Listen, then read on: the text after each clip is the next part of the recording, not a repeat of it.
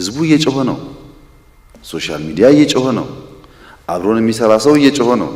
አለቆች እየጮሁ ነው። ምንድነው እዚህ ጩኸት መካከል እኔ የምሰቃየው?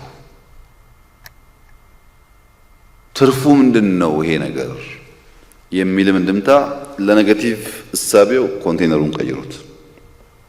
ለምሳሌ 600,000 ህፃናት በቀን 2 ጊዜ እየመገባችሁ ከሆናችሁ 600,000 እናት ወይም 2 ልጅ ካላት 300,000 እናት ስትመርቃችሁ ትውላለች ማለት ነው።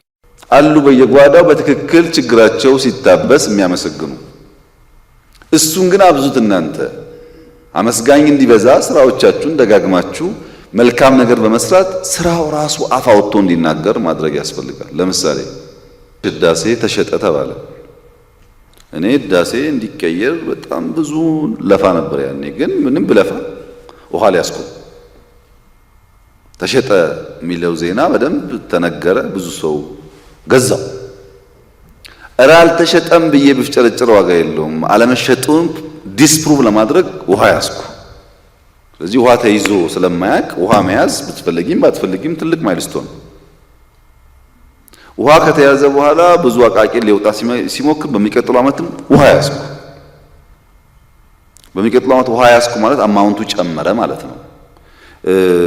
ግድቡ ቁመቱ የበለጠ ሬዝድ ሆነ ማለት ነው። አደገ ማለት ነው። ዝም ብሎ ውሃ ይያዝ።